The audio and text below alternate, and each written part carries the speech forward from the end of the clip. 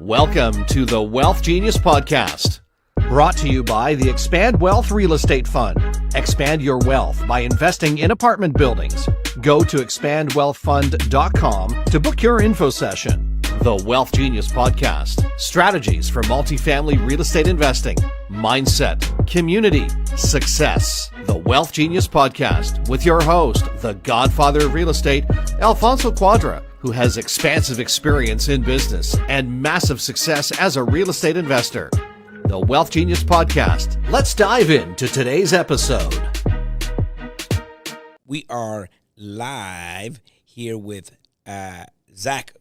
Is it Zachary? I never asked you, but is it Zachary? My mother and father did name me Zachary. Whoa! It's been revealed on the pod. Zachary. So if I call you Zachary, is okay? That's okay. Me, it's the opposite. Everybody try to shorten my name. Alfonso, they try to call me Al. I'm like, nah, I don't want Al. Fonzie, the Fonz. I didn't want that. They called me, this one was the worst one. Kids are cruel. They're Alf, the illegal alien, Yeah, you told me that before. So I never liked the shortened version. Just call me Alfonso, or the Godfather is fine, But Zach, okay, cool. The first thing that is most memorable about you is your smile, right? When you smile, you light up a room, right? Like, I don't know if anybody's ever told you that. You got this really big smile, it's contagious. You know what I mean? I don't know if anybody's ever told you that. People have been telling me that for a long time. Yeah. Actually, and thank God you got nice teeth, right? Oh, they didn't everything comes out. They didn't used to be like this. They didn't used to be like this. Yeah. But it's a welcoming. Yeah. Kind of, and I don't know if sometimes it's a nervous smile. I'm not sure. No, but I think it just comes from my family. Like my mom was all happy, smiling, and I just was always that way, even as a kid. Yeah. And when my teeth weren't so nice, when my jaw was all messed up. And did you have to wear braces or? Braces, jaw surgery. Oh, wow. Yeah. Maybe that's why you smile so big. It's like, check out my chompers. You know what I mean? I worked on these babies, That's funny. Yeah, no, we actually met during the pandemic, I think. Or maybe before. We were doing a lot of communication. I know we were going back and forth and both busy, both in our own practices at the time, and but I definitely the rent to own RTO. I love that concept. I love that strategy. One of my favorite strategies. Everybody knows that I'm not a big believer in single family homes. Yeah, but this is the only way. If you're gonna do single family homes, this will be the only way to make it cash flow. Right? I 100% agree. I would never own a single family home that was not a rent to own. Yeah. Doesn't make sense. I've gone to, I've done it. So I didn't build a whole company around it like you did, but I have definitely done it over the years. Rent to own is definitely a strategy that I think, every once in a while you're going to find someone, and, maybe it's someone you love, or maybe it's someone that can't put together the down payment or whatever. And then it's like, here, I have this strategy that I know about. You know what I mean? So we've definitely have taught it. I've done it. I had one rent to own go, I think about 15 years. That's my longest. Yeah, 15 years, brother. That's wild. Years. Three extensions. I have a few right now on the go. Right. Okay. 5 and 7 years, things like that. So I believe in the concept. I believe in the strategy. And then I believe in you. I know that you have taken this and ran with it and created infrastructure, support, guidance, everything around it. Yep. So how did you get started? Yeah, going back to 2015, read the book that many of us have read, Rich Dad Poor Dad by Robert Kiyosaki. The wife and I, we had a goal of quitting our 9-to-5 job. And what were you doing then? I was working as a paramedic. Oh, wow. I didn't know anything about real estate. Went to college in London, Ontario, became a paramedic, and then was trying to find a job. Mm-hmm. And that was very difficult. It wasn't like any other jobs where you just submit an application and you're hired. It was like multi-steps, driving, interviews, scenario testing, physical testing. Wow, just to be a paramedic. Yeah, like we're talking like 6-7 steps. And so, I mean, I still had that determination back then. So I was like, I'm just going to apply every single ambulance space in Ontario, even if they weren't hiring. Wow. So I applied in London, St. Thomas, all these places, and, was not getting a job. And what then, attracted you to that? The job? Yeah, no, like being a parent, that's a very specific, like, Yeah. I want to do this thing, right? Yeah, the truth was I was just in high school and nothing really excited me. I was like, well, paramedic sounds pretty sick. Get to drive fast in an ambulance and like save lives. Like, I don't think there's a more exciting job than that. So it was honestly like the excitement and the adrenaline because, I didn't really understand like business and entrepreneurship. I've done some like, small business ventures in the past that I didn't even realize were business ventures when I was younger, but it was just the pure excitement. And then I ended up getting hired. I got hired just outside of Sudbury in this small town. And, at the time I was working part-time. So I would go to all these different ambulance bases. This was before Rich Dad, Poor Dad. And I would see, people working night shifts, going in for 5 night shifts, and they're like in their 50s. I was like, man, there's got to be a better way here because I'm like a new paramedic starting on this journey. And I had a shift way up north. It was actually in a town called Foleyet. I worked one shift up there, and I worked with a gentleman. His name's Sam. I don't know if I've ever publicly said this out loud, but he just saw me playing a bunch of video games on my shift. Like all I did was play video games because it was a northern ambulance space. There was nothing to do. And he was like, Zach, man, read this book. And it was Rich Dad, Poor Dad. And Sam was kind of like, I guess, my rich dad showing me like the ropes, and he had some properties in Timmins. Oh, he did? Yeah, he had some properties in Timmins. He was like looking at you. You were like a young buck. I was. Yeah, and, right out of school. You're playing video games. Like, this kid is going nowhere. That's literally what happened. And then I had a 4-hour drive to work, like when I would work on that ambulance space. So on the way back, I just listened to the audiobook of it, and then just became honestly like addicted to other books along that lines. And it's so funny what happens. It's like, yeah, I the way I describe it to people, it's like a frequency, right? Like when you're on the radio, you're looking for the station. You're like, it's like you're almost there, but you miss it and you come back, and then one day you get it, and you're just like, that's all I want to listen to. That's all I want to do. You know what I mean? That's 100% what happened. Like, just he actually gave me his audiobook account, and I just went through all the books, and how I got started in real estate was actually not on the rent to own. It was because my fiance and I, we had at the time, we had like very limited capital, right? I had 50 grand. And I was like, I want to quit my 9-to-5 job. Like, how am I going to do that with 50 grand? So it was actually the BRRRR strategy that we fell onto. And we had done it, we did it successfully. We don't have to go into the details there, but there was a lot of learning lessons from it, right? Like everyone was talking about, hey, you're going to make all this passive income. You're going to make all this cash flow. And we did this BRRRR, even though we had all of our money back, there was no cash flow, Alfonso, because we didn't renovate all the units. There was maintenance issues. There was, and you borrowed more than the property could sustain. Yeah, well, I mean, like at the end of it, we cashed out, refied, we got our money back, but the cash flow was like 1 month we would make $1,000, next month we would lose 500. Yeah, and it was also very management intensive, managing the tenants and the contractors. So it was a real I'm glad I just took action and learned doing that strategy. But it wasn't going to get me to my goals faster because there was no cash flow, right? I needed to get cash flow. So I went back to the books, back to the podcast, and I heard about it on a couple podcasts specifically. She was, the mentor I was listening to was actually educating about rent-to-owns. She was one of Robert Kiyosaki's trainers, and I basically just was determined to get her to coach me on the strategy. So I just messaged her for 6 months.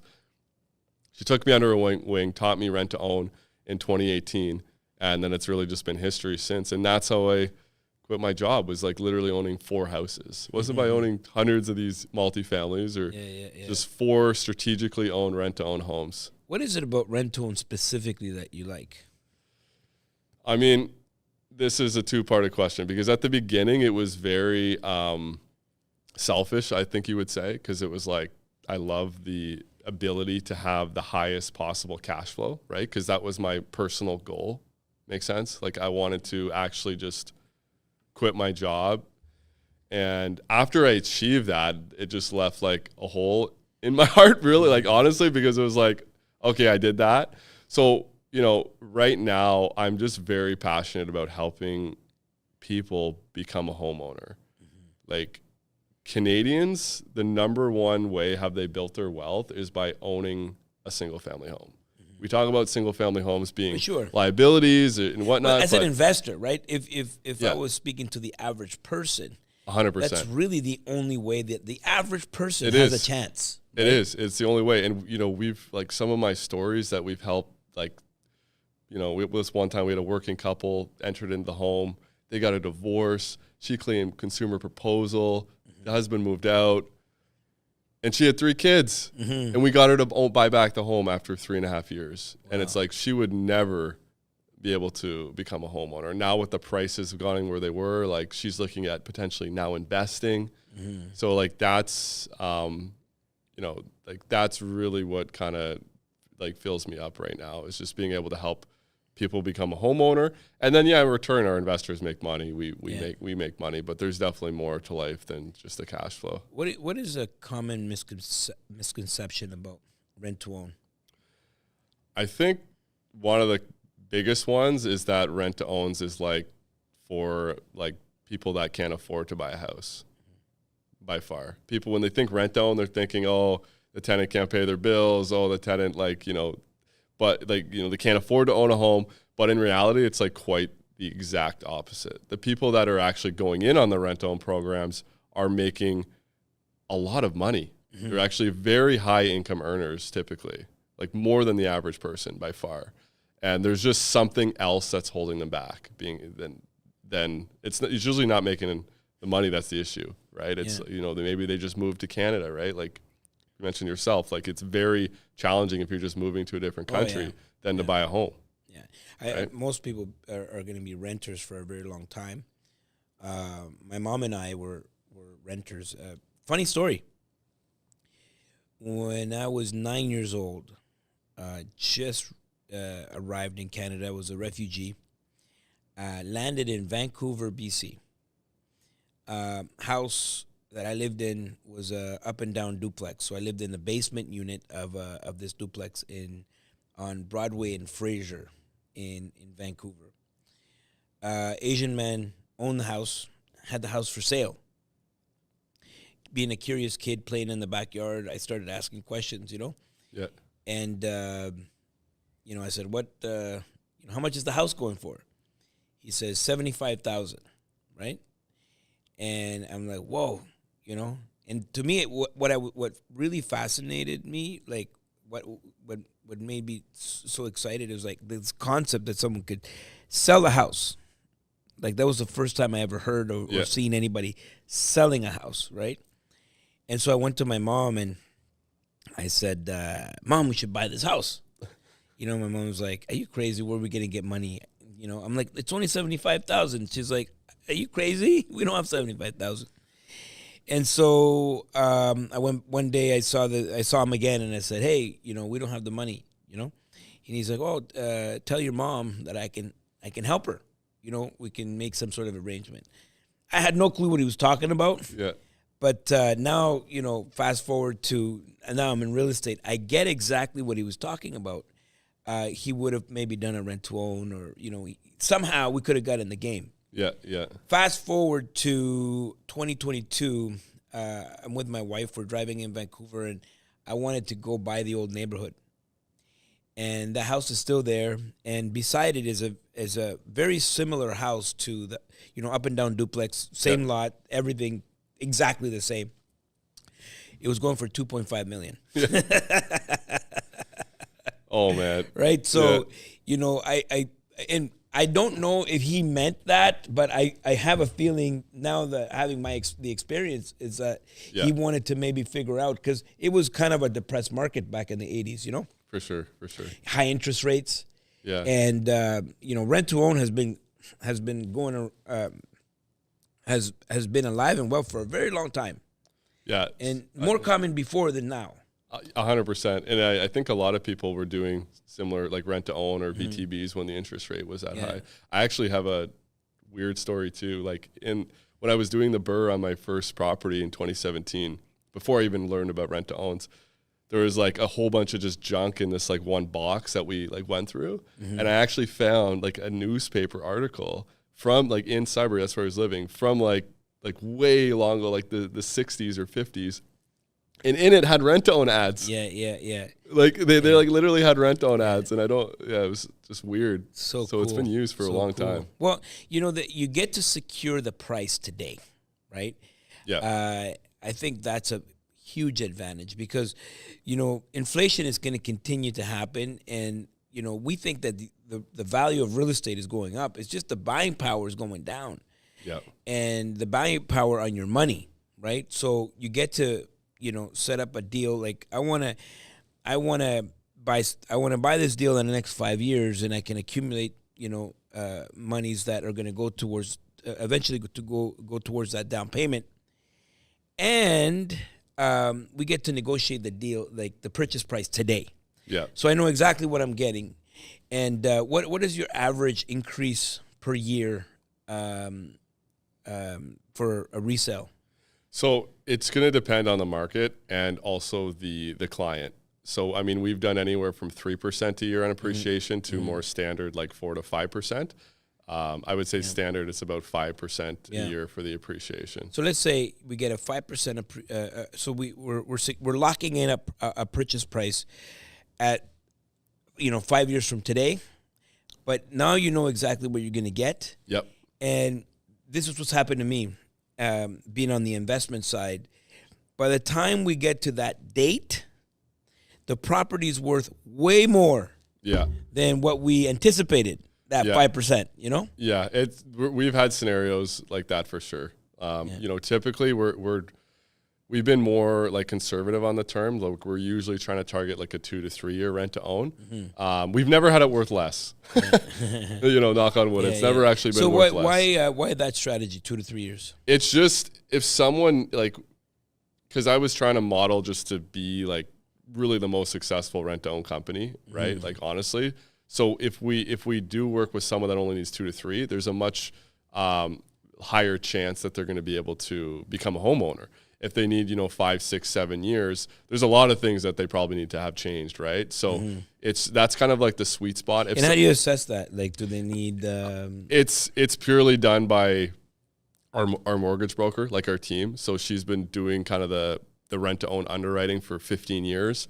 So she's looking at, you know, what their income is now, you know, like what their credit score is right now, and basically making them a custom plan of like, here they are now, here they want to go here. Like, what's that gap and how long is that going to take? You know, there are like extensions and provisions built into the agreement. Like if they do get to 3 years and they can't buy, what's going to happen next? But typically we're looking at like a 3-year program. And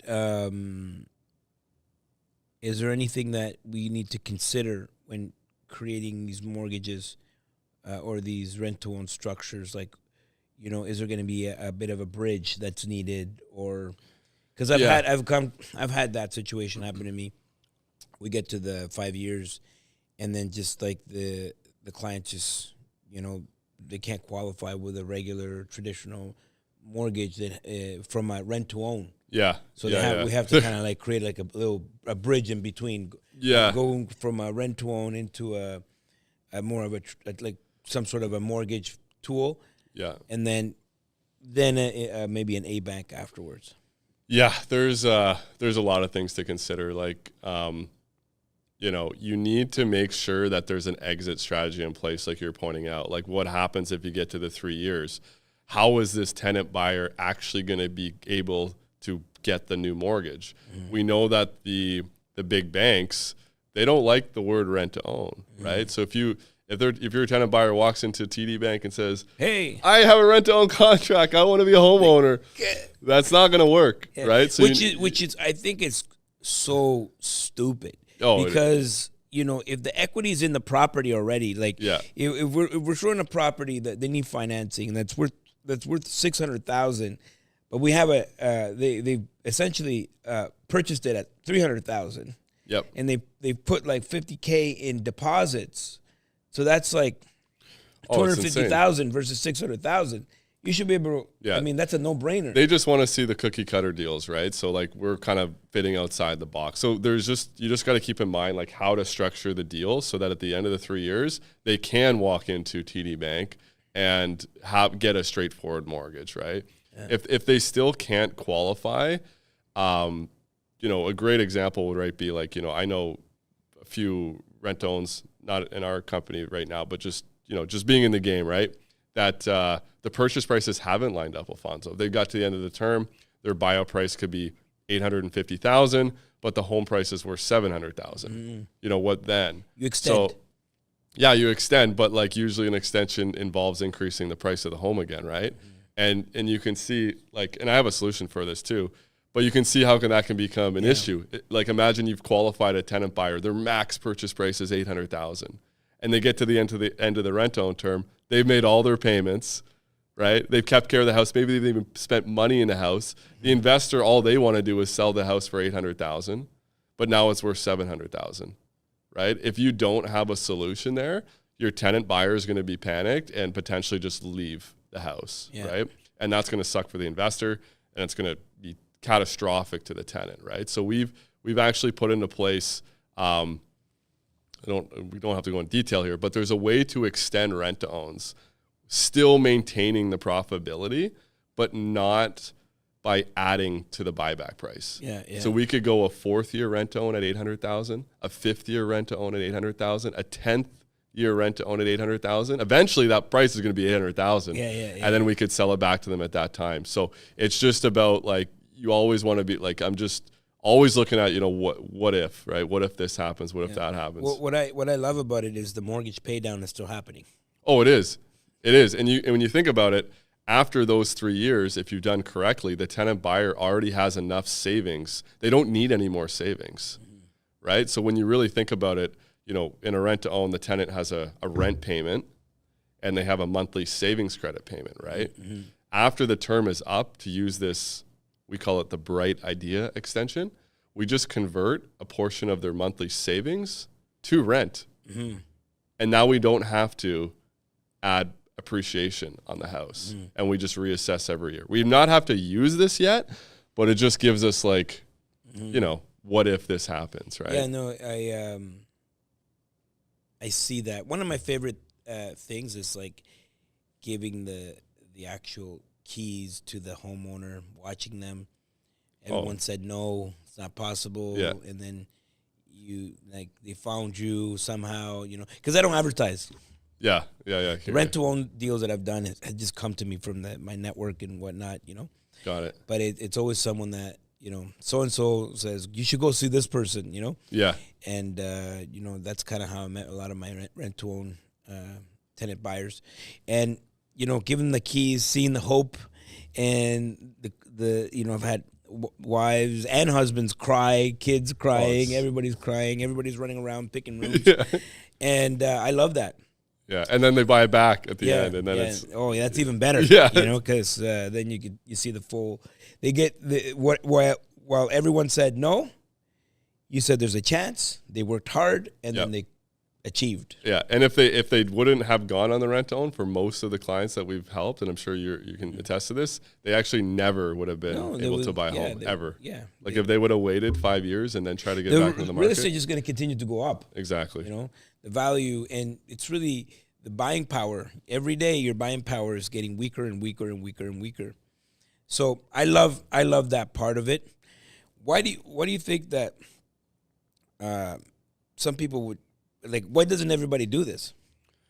It's for on the investor or the tenant side? Tenant side. On the tenant side. It's a very niche market, right? So when we're talking about, it's a very niche market, and I think there's a lot of skepticism in rent to owns because we're Jason and I, my business partner in Rent Live Own, we call them cowboys. There's a lot of rent to own cowboys out there that are just slinging deals together here and there. They don't really have a process. They don't really have answers to the questions that we're discussing, and so there's that sense. And rent to own is just it's it's like a nasty name. It doesn't sound good, right? Like it just has that stigma around it that if you're doing a rent to own, you can't afford to become a homeowner, right? Like so. Well, when I was a kid, we bought a television from this store that was doing rent to own. Got it. Furniture. Yeah. Appliances and stuff. So we bought this television, and it was the payment. I can't remember what the payment was, but my mom paid that thing. I would have to say for almost like 16 years or something. I don't know. One television, right? And I don't even remember how long it was, but it was a long time. Like the technology advanced. Like we were in flat screen TVs. We got this old, I think to this day she still has that television, because it was so expensive. But that's kind of when people think about rent to own. They get this idea that you don't really have a level of ownership or something like that. Yeah. So it's about really kind of. And I think as we're progressing really as like a nation and we see, the government announcing things in rent to own, like I think it's just naturally going to become more the norm, especially with the affordability. Yeah. Because there's like a lot of challenges, right, for people to become a homeowner, but it's definitely the skepticism over that. How do you qualify a tenant buyer? So takes a lot of people to find the golden nugget. Okay. So part of our referrals are great. We built our business on a lot of different referrals from mortgage brokers, real estate agents. So referrals are by far the best way to get those tenant buyers. But for the average, let's say Kijiji post, right? Mm-hmm. Or, running paid advertisements, you're going to need a lot of people. So on average, I would say, Alfonso, we're getting 300 to 400 people to our website every single month that are filling in a form, okay? So really the first step is to get them to fill in a questionnaire, 20, 25 questions. We're really looking for, do they have savings, right? First of all, they're going to need about 4% down payment, okay? And they're going to need a decent household income, usually about $75,000 a year minimum. So even though our pre-screen has, 20 questions, the real two indicators are making sure they have a down payment and they have decent household income. Okay, just taking you through a whole process here. Yeah. And then, and down payment is what? How much? 4% of the home price. So usually $15,000 minimum typically. Yeah. But that will also change depending on. And you would think if someone's really serious about being a homeowner, they should have some money. Oh, absolutely. If you're setting up no money down rent to owns like a rent to own cowboy, that's what's giving the RTO the bad name, right? Because they don't really want to see the tenant buyer succeed. The tenant buyer, bottom line is they're not financially invested into the property. They need to be financially invested into the property, right? So once we have that kind of pre-screen, the next thing we're doing is just getting on the phone with them. And you might like this. A lot of people ask me, what's that one thing that we looked for to qualify rent to own, person? And it's actually the motivation behind it. What's their motivation to become a homeowner? And that's really what we want to dig in on that first call with them, right? Yeah. We've denied people that have bad motivation but fit all the other boxes, right? So after that motivation's really been identified and set with the team, then it's going to the mortgage broker who's doing the full action plan, collecting all the mortgage docs, doing budgets with them, getting the bank statements and going through the full qualification, and then giving us an action plan that would say, hey, listen, you're qualified for this. These are the payments. These are the details. These are the action steps that you need to take. Lastly, do you prefer shopping with the tenant buyer for a property, or do you prefer having the property and fitting them into the property? Yeah, so just Tenant-First, which is them picking out their own property, has by far been the most successful way to do rent owns from my experience and just talking with other providers, because you not only have the financial investment, but also the emotional connection to it. Yeah, they chose it. Right? They chose it. And if you remember buying your first house, man, it was an emotional experience making the offers, getting declined. Property first does work if done the right way, but you got to look at it like this, right? If you have a property that you've advertised for rent to own, what happens if you don't find someone for the next, for 30 days, then 60 days, then 90 days? You're paying holding costs on this property, right? So, by month 6, you get desperate. You're going to put anyone in there that's going to sign the dotted line. Yeah. So I'd usually say if an investor owns a property, like single family home, and they're trying to sell it on a rent to own, just don't make it your only exit strategy, right? Mm-hmm. But if you can find a qualified tenant buyer and selling your single family home on it, man, you're gonna make way more money than just having a typical renter in there, right? Yeah, no, I love it. Zachary, the man with the golden smile is here, and that was a good. I think people they're going to get a lot of value out of this. What do you think? Yeah, I think so too. I like it. Last thing, what inspires you?